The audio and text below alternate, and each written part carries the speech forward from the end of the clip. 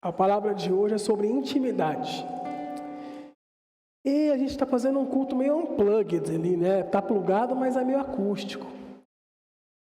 Qual que é a ideia então? Eu estava colocando meu celular, meu computador lá, preparando a palavra, meus bons slides, como eu sempre faço, eu gosto.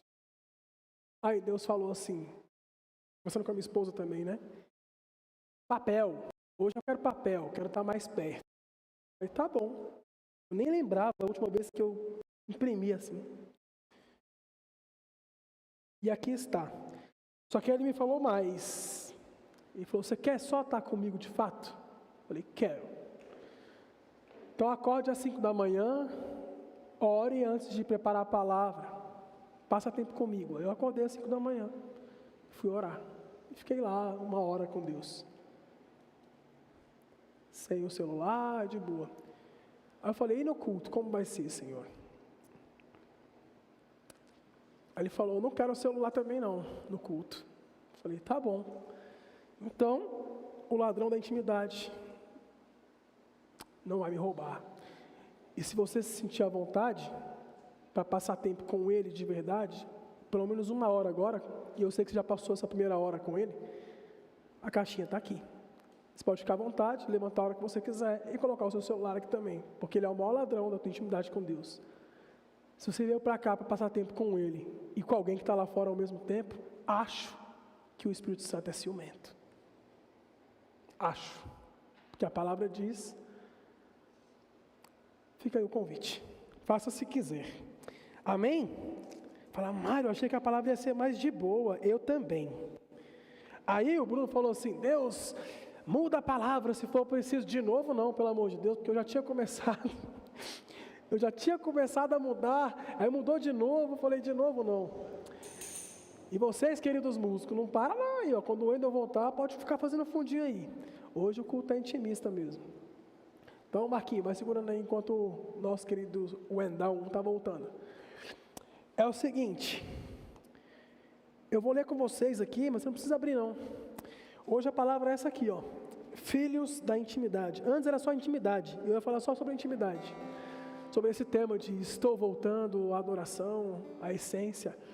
Só que aí Deus me incomodou e Ele falou, você acha que a minha intimidade é para qualquer um? Não é. A intimidade de Deus não é para qualquer pessoa. Ele não revela tudo a qualquer um. E aí eu comecei a pensar e orar. E nessa 1 hora que eu fiquei das 5 às 6 da manhã, me veio esse acréscimo na palavra. E por isso que a divulgação foi intimidade, mas agora você está vendo ali, filhos da intimidade. Porque a intimidade é para os filhos. Quem aqui tem pai? Vivo? Pode levantar sua mão. Quem mora com o pai ainda? Tem alguém que mora com seu pai? Beleza. Meu pai morreu faz junho, julho, agosto, setembro, outubro, novembro. 5 meses que eu perdi meu pai. E ele morreu 2 dias depois da minha mãe. Só que minha mãe morreu 3 anos antes. Mas muito próximo. Dia 12 e dia 14 de junho. Eu cresci sem ele, na verdade, né? Depois de muito tempo que ele veio a se aproximar de fato. Mais pelas minhas filhas, e aí os netos sempre puxam um pouco mais, né? Alguém aqui cresceu sem pai, como eu? Faz falta, não falta? A gente só descobre depois, né? Quando você começa a ter que fazer coisas de pai, por exemplo. Você tem lá o guizinho, e não é tão fácil, né? Quando a gente fala assim, e a paternidade, onde que ela se encaixa? Porque eu não sabia fazer as coisas. Falei, o que o meu pai faria? Não sei. Não é fácil. Mas a gente sabe que Deus é perfeito e Ele é o nosso Pai. E Ele sendo o nosso Pai, eu vou ler com você um versículo que é a base para tudo que nós vamos falar aqui hoje. Então, preste atenção. Ele fala assim, vejam como é grande o amor do Pai por nós, pois Ele nos chama de filhos. Vejam como é grande o amor do Pai por nós, pois Ele nos chama de filhos. O que de fato somos, mas quem pertence a esse mundo não reconhece que somos filhos de Deus, porque não o conhece. O mundo não reconhece que você e eu somos filhos de Deus. Ele não reconhece. E a Bíblia diz o porquê que ele não reconhece. Porque não o conhece. Se o mundo não conhece o Pai, não vai conhecer os filhos. A única paternidade deturpada que a gente conhece é a terrena, onde os pais fazem filhos e abandonam as mães. É o único lugar onde mãe coloca bebê no lixo, porque no céu não tem isso. O Deus Pai é perfeito. Agora, eu queria que você pensasse assim: se Deus é Pai, então nós deveríamos ser filhos, certo? Só que eu queria te perguntar uma coisa: todos os seres humanos são filhos de Deus? O que você acha? Todos os seres humanos são filhos de Deus?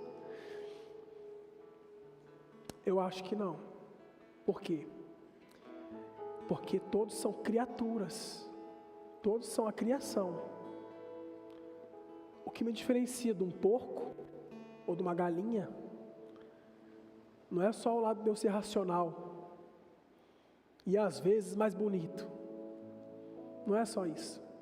É o fato de que eu sou filho de Deus, se assim eu quiser. Porque se não for só isso, ela é a criação e eu também. O porco é criação, você também. E eu vou te provar na palavra que nem todo ser humano é filho de Deus. Todo ser humano é criação de Deus. Mas se fazer filho não é tão simples assim. E tudo tem a ver com a intimidade. Mas antes de eu falar isso, eu quero te explicar o que é ser filho. Olha só que interessante. O filho, segundo a filosofia clássica, Aristóteles, ele fala assim: significa que é alguém que nasceu dentro de uma relação básica de necessidade. O filho tem que aprender sobre amor, cuidado, virtude e formação de caráter. Simples e básico. Estou falando de 1800 bolinha, né? Aí aqui tem a filosofia moderna, mais próximo de onde a gente está hoje. E ela fala assim: ser filho é o estado no qual a identidade começa antes da própria escolha. Você não escolheu ser filho. O Natan não foi nascer e falou assim: eu sou o Natan e vou nascer filho de alguém. Não, ele já nasceu e já era filho de alguém. Ele não escolheu isso. Quem não é filho? Um clone, talvez, de uma ovelha. Você nunca vai ver um ser humano clonado, querido. Pode buscar a ciência o quanto ela quiser, não dá. Porque para ser ser humano, criação de Deus nesse sentido, precisa ter um pai. E aí, olha só que interessante, a filosofia existencial fala que o filho é aquele que recebe uma história que veio antes dele existir. Seus pais tinham uma história, e eles passaram essa história para você, quer você goste dela ou não. Eu não gosto muito da minha não, meu pai tentou me abortar, ele não queria que eu nascesse. Não é tão legal isso. Mas eu gostando dela ou não, ela existe. Existe uma história por trás de cada um de vocês. Qual que é a sua história? Eu não sei qual é a sua história, mas eu sei qual é a história que Deus quer contar. Amém? Tem uma história que Deus quer contar sobre você. A biologia fala que ser filho é só transmissão genética de gerador para descendente, características herdadas e continuidade de espécie. O direito fala que ser filho é só ter um vínculo jurídico reconhecido pelos pais, seja por sangue ou por adoção. Grava essa palavra, adoção. Só que a Bíblia é a melhor de todas. E para a Bíblia, ser filho, incrivelmente, é tudo isso que eu li e mais uma coisinha. Para a Bíblia, ser filho é também, além de tudo isso, receber uma identidade dada por Deus por meio de adoção espiritual.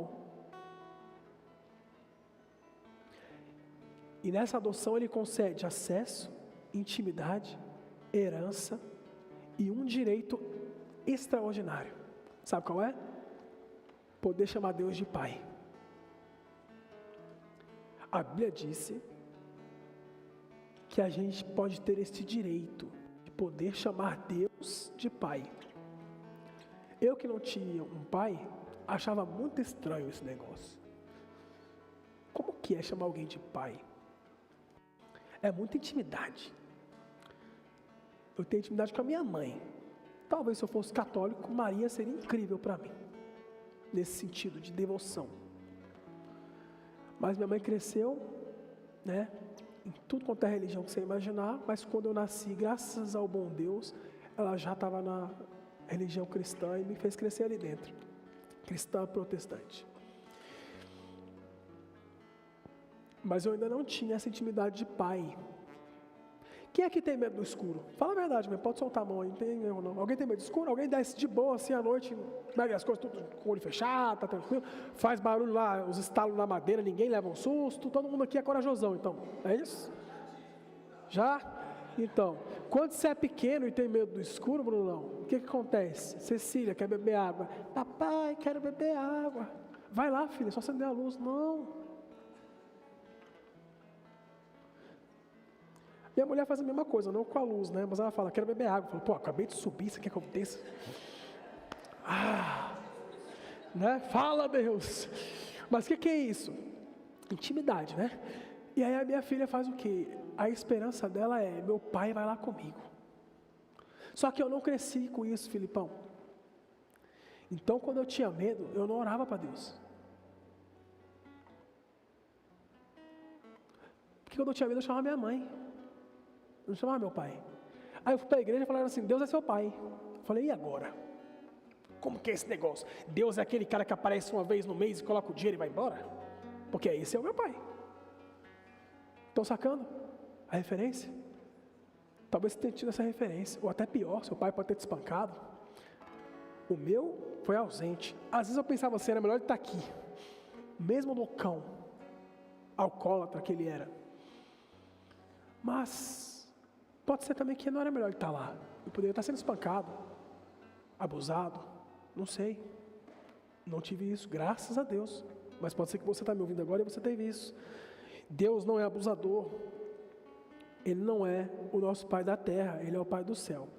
E agora eu vou te falar uma coisa que talvez você não saiba, não sei se já para pensar nisso, né? O que é ser pai? Quem aqui é pai? Quem é sabe, né? Eliseu é pai, ele sabe o que é ser pai. A gente principalmente sabe o que é não ser pai, pelas coisas erradas que a gente faz, né? Mas temos aqui, ó, um papai que está quase fresco, o outro que acabou de rechear a vida dele com alegria. Ser pai, eu fiquei pensando em 50 mil opções e eu achei uma muito boa, que é como ter o sol do seu lado. E não importa se lá fora está frio. É isso. Não importa se lá fora está frio. Se eu estiver com a Cecília ou com a Bia, está quente. Só que eu cresci 26 anos praticamente com frio. E eu demorei para descobrir isso. E o que isso tem a ver com intimidade, Mário? É que a intimidade é para os filhos. E se você não entender o que é pai, vai ser impossível você ter intimidade. E eu vou te mostrar isso na palavra, vamos lá? Olha que interessante isso aqui. No Velho Testamento, ninguém chama Deus de pai. Já parou para pensar nisso? Ué, Mário, mas tem uns textos lá que o pessoal fala de pai, não tem não? Tem. Isaías 63, 64, Malaquias 2. Só que todos eles dizem assim, ó, o nosso pai da nação, o pai de Israel.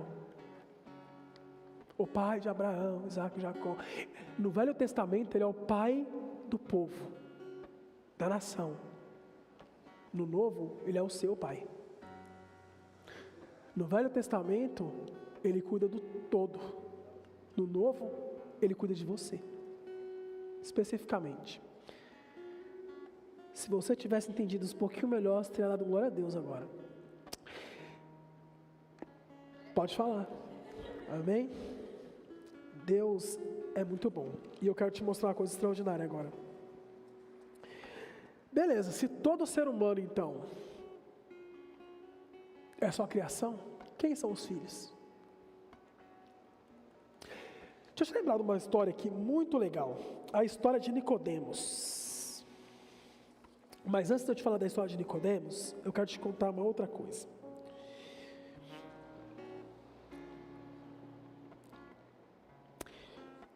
Sabe o que a Bíblia fala que os filhos têm? Olha o que o filho tem. O reino, não tem mais o seu pequeno rebanho, porque o vosso Pai te deu um reino, Lucas.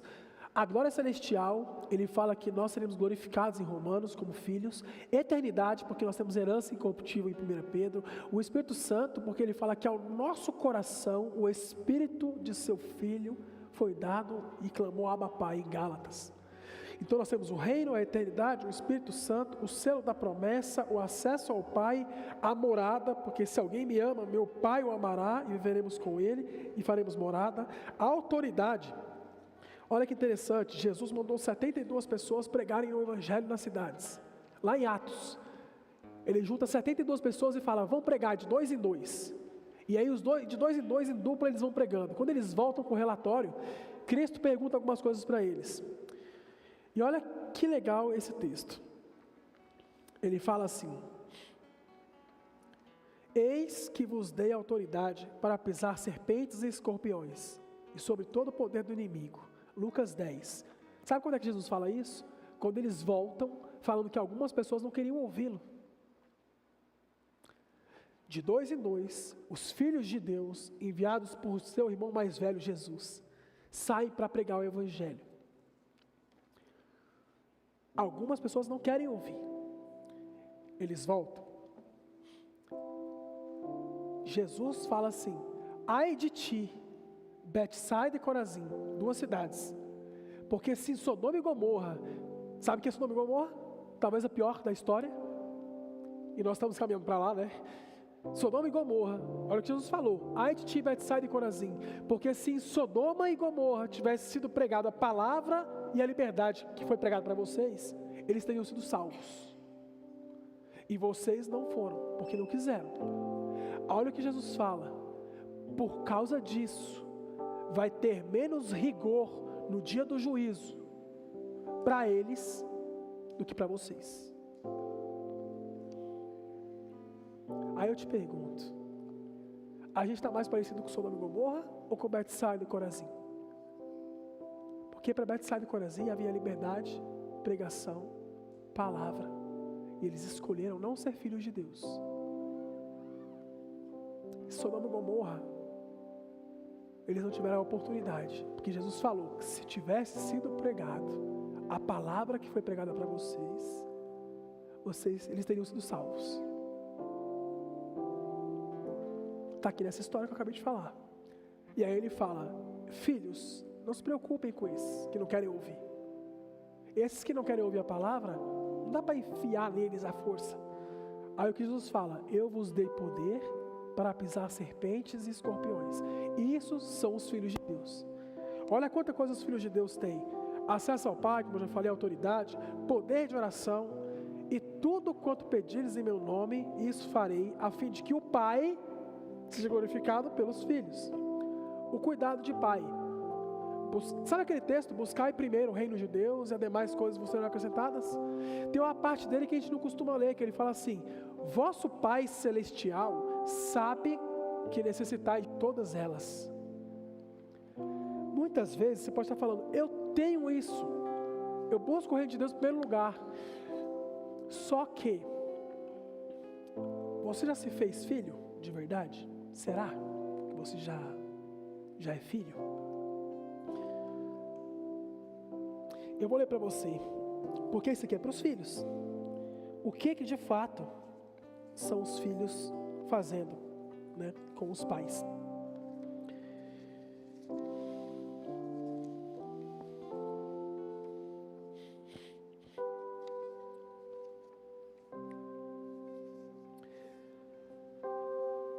Vocês lembram da história de Nicodemos? Quem lembra da história de Nicodemos? Já assistiram The Chosen? Se você acabou não lendo a Bíblia ainda, nessa parte, The Chosen. Mas tem um capítulo na Bíblia que é muito conhecido. João capítulo 3. E nesse texto de João capítulo 3, Eu acho que você conhece esse versículo. Quer ver? Vamos falar ali junto. Ó. João capítulo 3, versículo 16. Ele fala assim: porque Deus...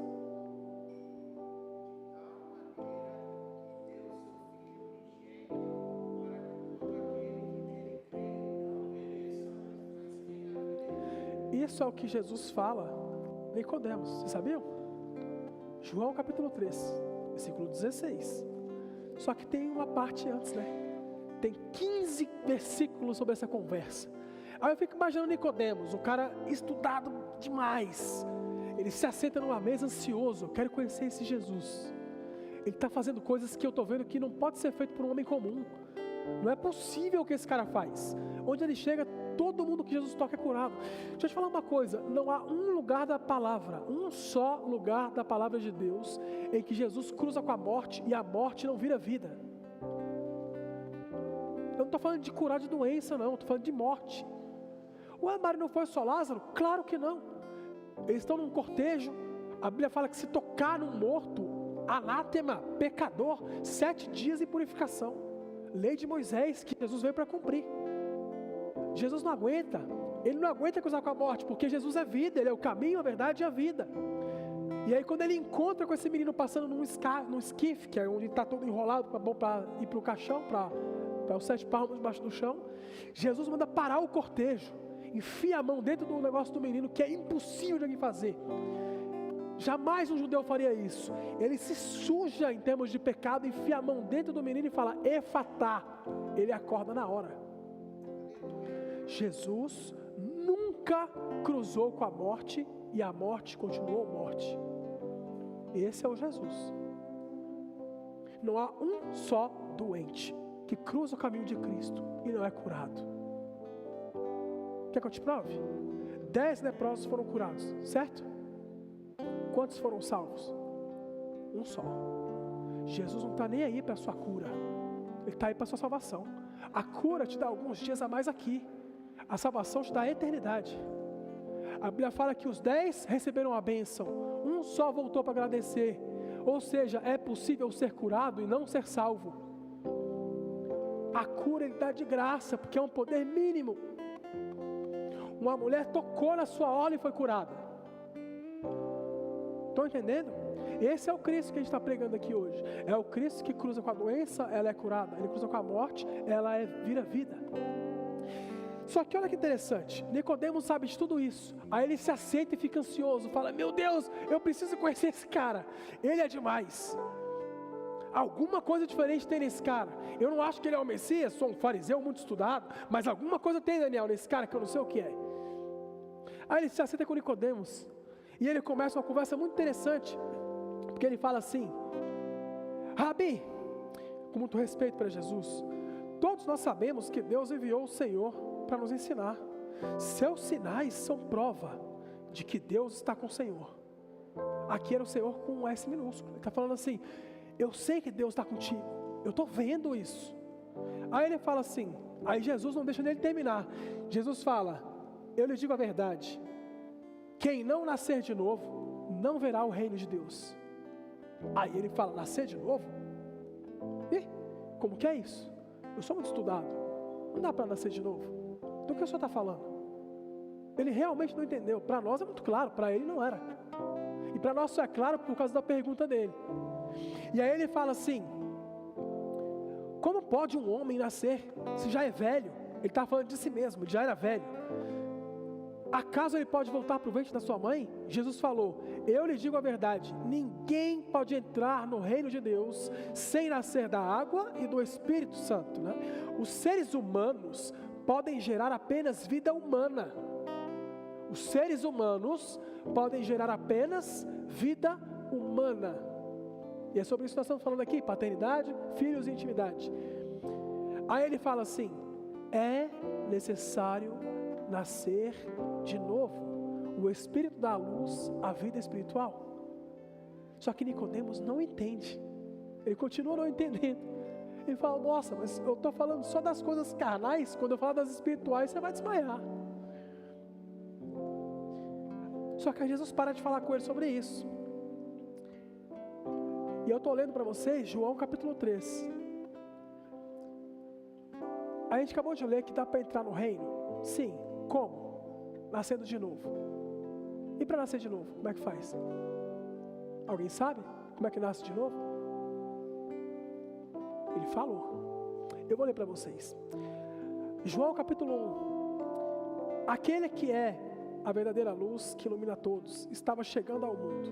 Veio ao mundo que ele criou, mas o mundo não o reconheceu. Veio ao próprio povo e eles o rejeitaram. Mas a todos os que creram nele e o aceitaram, ele deu o direito de se tornarem filhos de Deus. Eu vou ler de novo.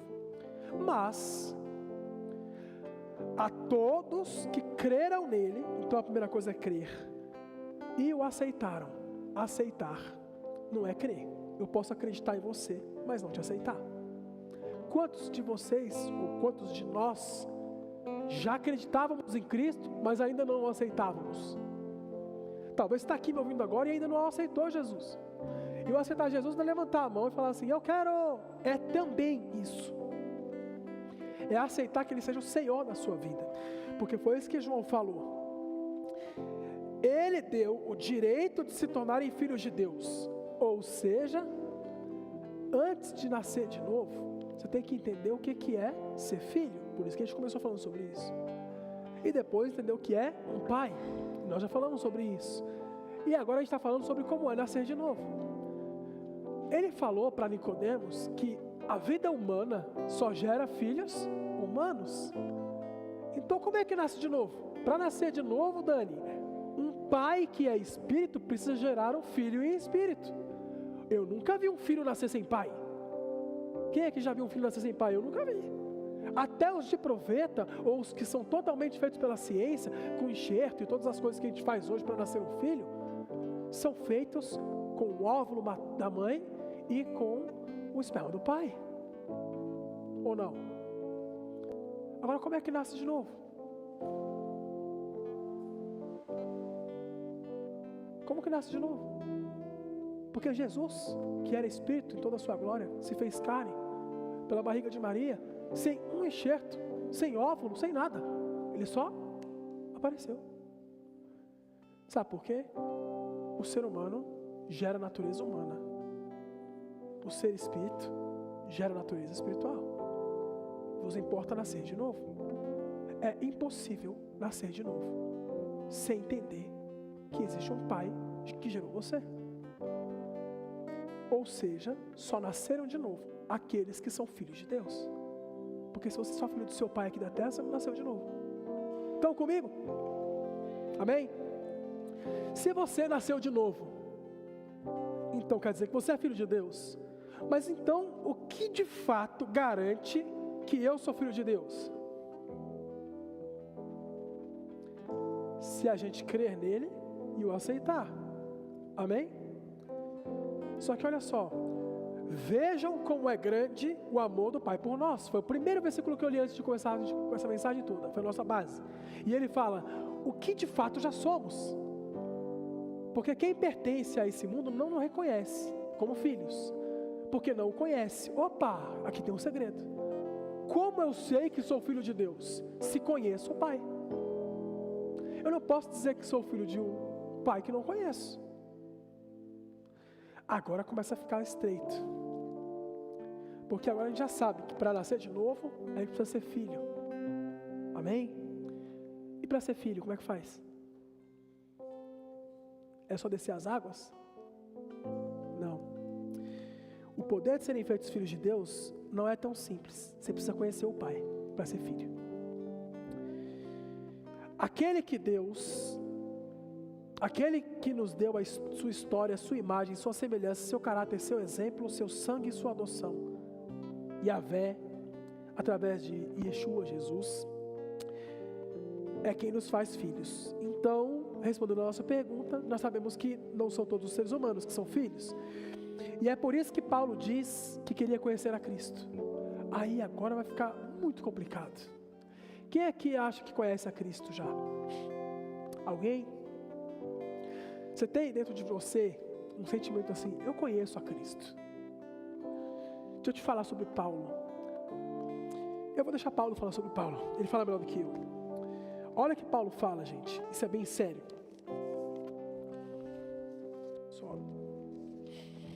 Olha o que Paulo fala. Nós adoramos a Deus por meio de seu Espírito e nos alegramos na vida que temos em união com Cristo Jesus.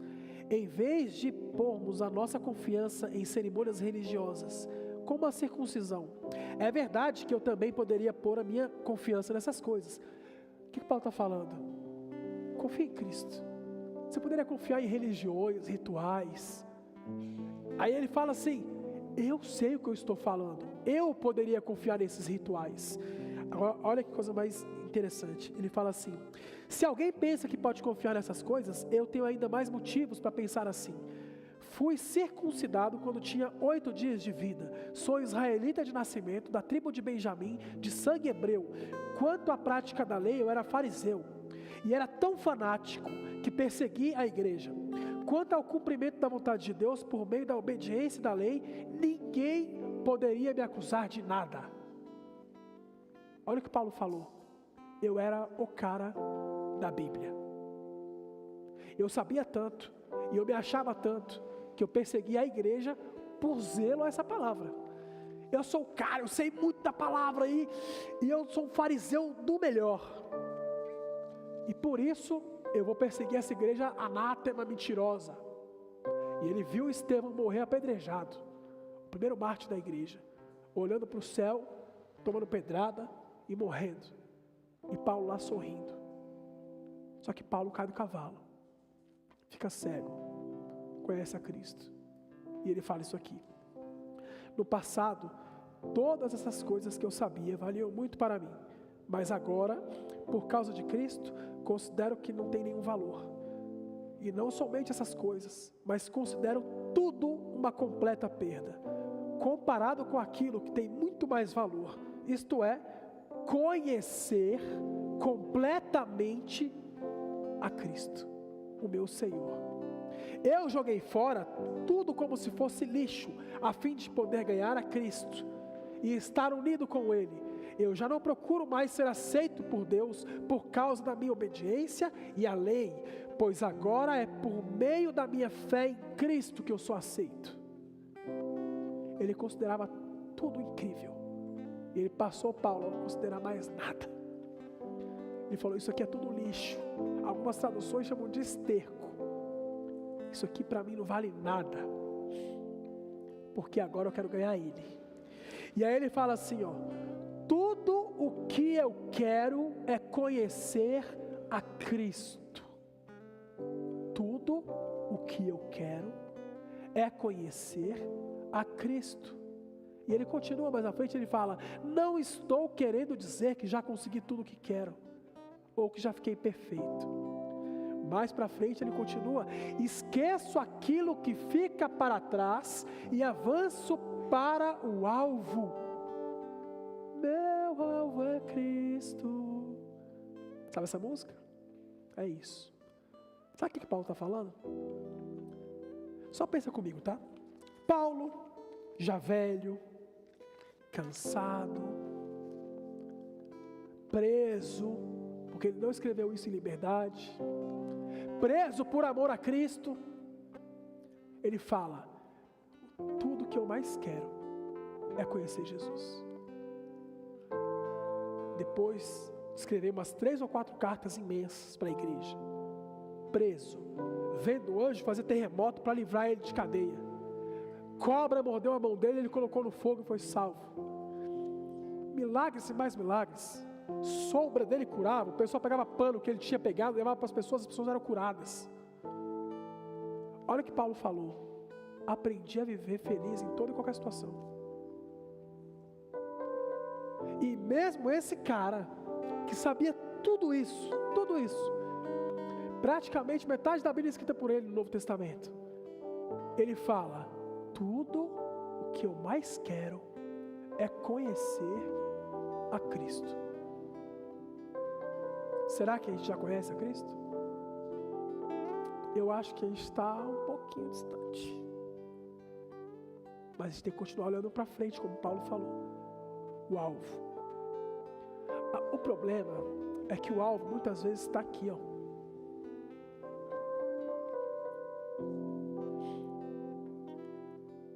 O problema é que a gente não considera todas as coisas como perda. Os filhos se preocupam mais com o pai do que com as coisas. Qual é o problema da nossa geração? Eu cresci numa geração que não tinha estrutura. Ela só tinha vontade. Aí a gente se jogava no chão, chorava, passava 4 horas ouvindo um pregador e era normal. 40 minutos hoje, o povo está morrendo.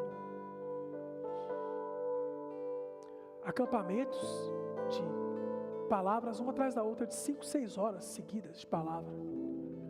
Tinha um nome para essa geração que a gente chamava de adoração extravagante. Cada geração vai ter uma coisa incrível para contribuir com o reino de Deus, porque a igreja é dele, não é nossa. O noivo já tem uma noiva. E eu adoro o que está sendo feito hoje. Acho incrível. Só que a nossa geração atual já nasceu com a estrutura. Sabe o que quer dizer a harpa cristã? A harpa cristã foi um jeito estrutural e não espiritual de organizar a igreja. O inário, os cânticos dos batistas, inários, assembleanos com a sua harpa, o que era? Poxa, a igreja não vai ter isso aqui, ó, para passar a letra. Eu preciso fazer um livrinho para a Dona Maria cantar comigo. Porque aqui não é um palco, é um púlpito, nós cantamos como igreja e não sozinhos.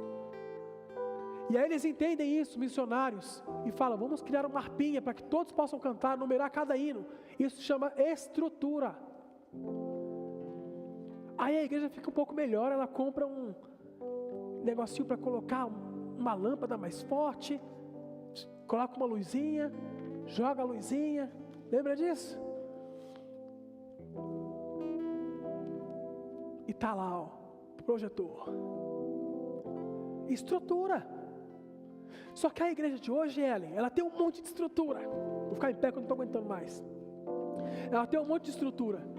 Ela já nasceu na estrutura. Olha só essa estrutura aqui. Todo culto é parede preta, câmeras DSLR filmando. Está aqui adorando, cada mídia passando embaixo de você, não é? Estrutura. Glória a Deus pela estrutura. Porque agora eu estou falando com vocês, mas pode ter 1 milhão de pessoas ali naquela câmera. E eu posso estar falando com uma pessoa agora que está me ouvindo, agora que ia se matar, agora e não vai mais. Estrutura. Qual é o problema da estrutura? É que essa geração, ela nasceu na estrutura. A geração anterior criou a estrutura.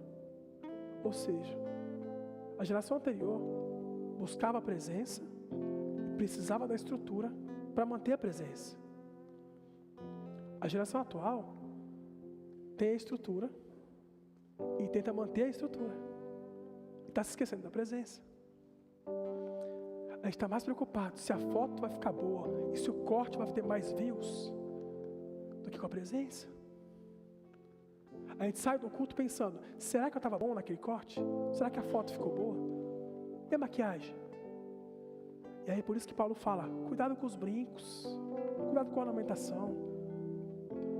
O culto é mais importante. A ideia não era falar sobre isso, mas Deus não deixou.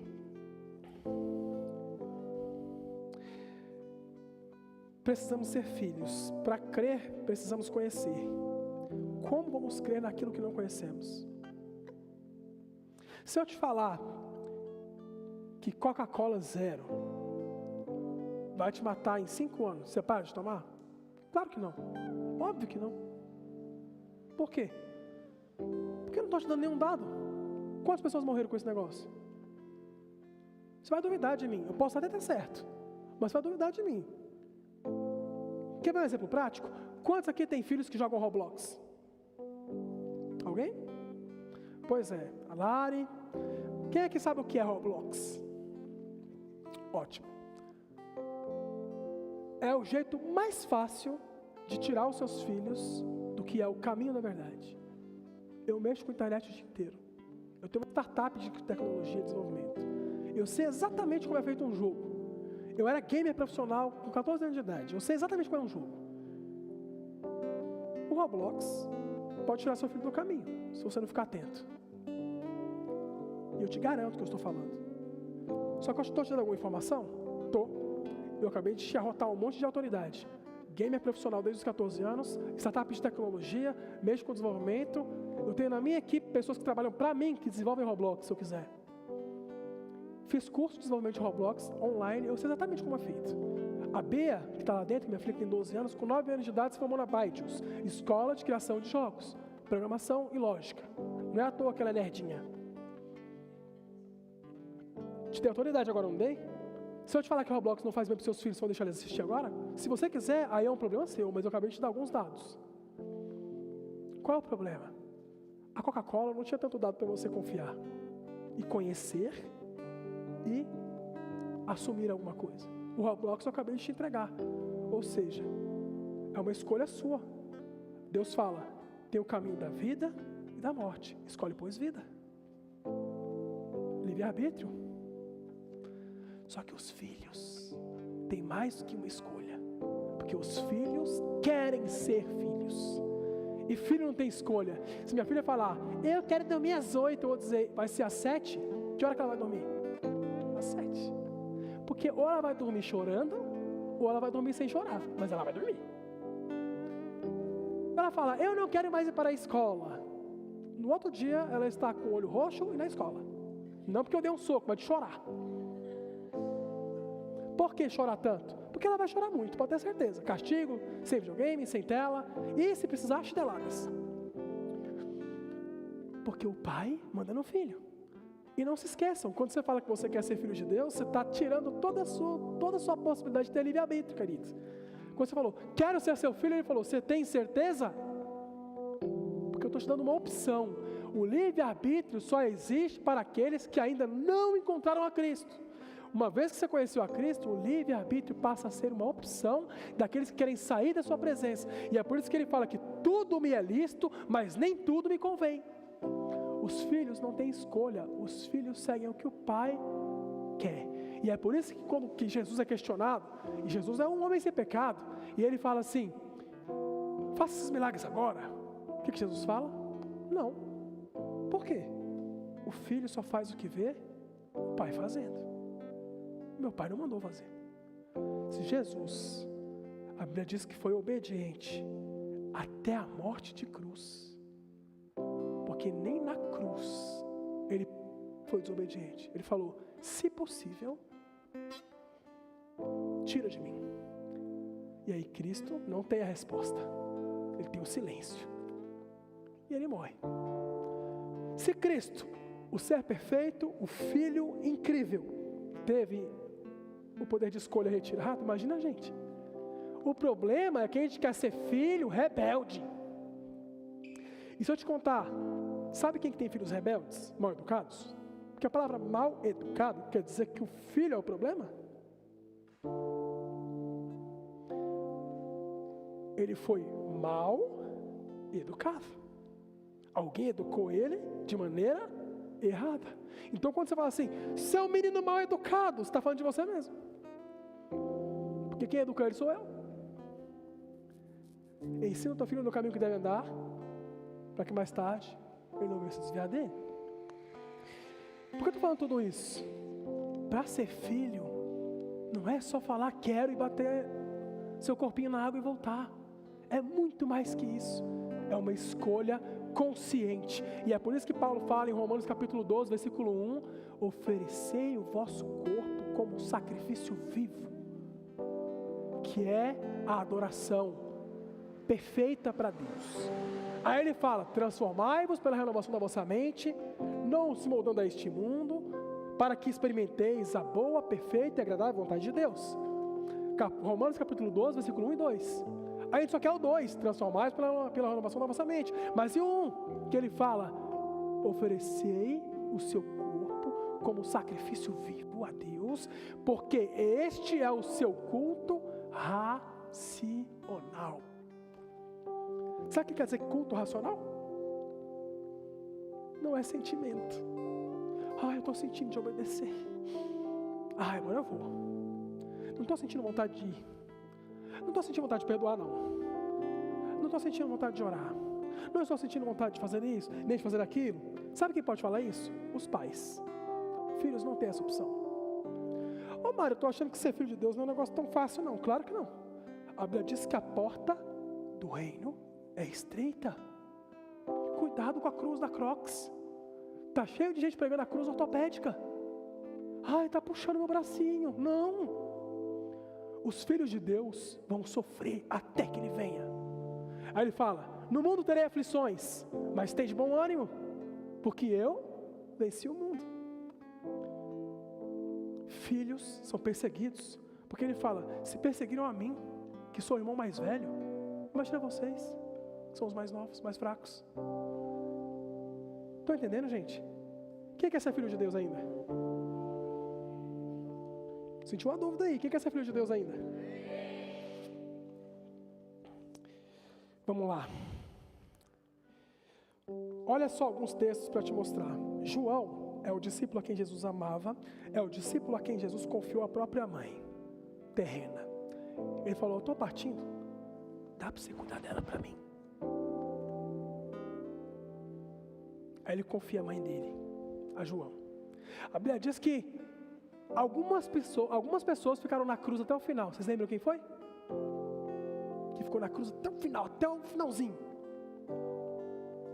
Sabe quantos homens tinham lá? Parabéns, mulheres. 1. Quem que vocês acham que era? João. E o resto era mulher, porque os homens são muito corajosos.